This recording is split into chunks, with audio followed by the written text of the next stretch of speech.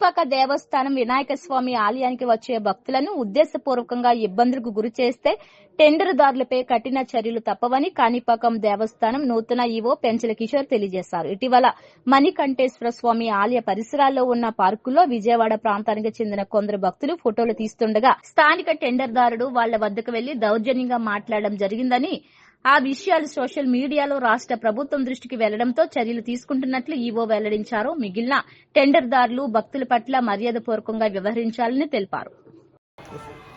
ఓం గణేశాయ నమః. అందరికీ నమస్కారం అండి. నేను కాణిపాకం దేవస్థానం ఎగ్జిక్యూటివ్ ఆఫీసర్ మాట్లాడుతున్నాను. ఈరోజు తారీఖు 22/12/24. సో ఇక్కడ కాణిపాకం దేవస్థానం ఆవరణలో ఉన్న శివాలయం, మరి దాని ముందున్న పార్కు, అక్కడున్న దేవతామూర్తి విగ్రహాలు, నంది విగ్రహము, పార్కు, ఈ పరిసర ప్రాంతాల్లో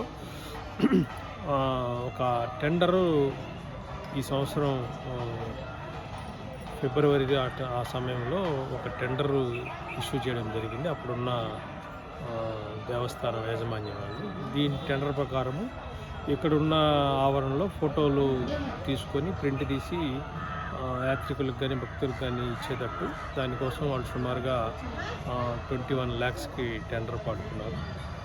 సో ఇక్కడ దీనివల్ల, ఈ టెండర్ వలన ఇక్కడికి వచ్చే యాత్రికులు సెల్ ఫోన్లలో వాళ్ళు సొంతంగా చిత్రీకరించడానికి లేదనే కండిషన్తో ఇచ్చారు. అందువల్ల టెండర్దారుడు ఇక్కడ ఉన్న యాత్రికుల్ని రెస్ట్రిక్ట్ చేసేవాడు.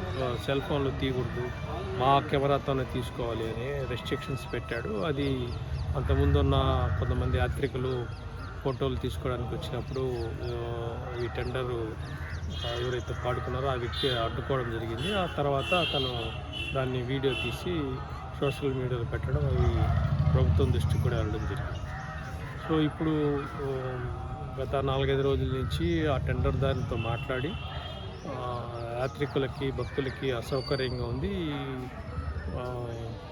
కాబట్టి అతన్ని రిక్వెస్ట్ చేసుకున్నాము. అతనికి కావాల్సిన నియమ నిబంధనల ప్రకారం ఒకవేళ ఆర్థికంగా అతను నష్టపోయింటే దాని గురించి ఆలోచిద్దాము. ముందు యాత్రికుల్ని భక్తుల్ని ఫోటోలు తీసుకోవడానికి అనుమతించమని చెప్పాం. ఆయన దగ్గర రిటర్న్గా తీసుకున్న తర్వాత భక్తులు అనుమతిస్తున్నాం. ఇప్పుడు అందరూ కూడా వచ్చి స్వేచ్ఛగా సెల్ ఫోన్లలో, వాళ్ళ సెల్ ఫోన్లోనే ఫోటోలు తీసుకుంటారు. సో ఇది ఇట్ వాజ్ గట్ రెక్టిఫైడ్. అందరికి కూడా, భక్తులందరూ కూడా సంతోషం వ్యక్తపరిచారు. 2-3 యాత్రికులతో కూడా, భక్తులతో కూడా మనం మాట్లాడడం జరిగింది. వాళ్ళు కూడా సంతోషంగా ఉన్నారు.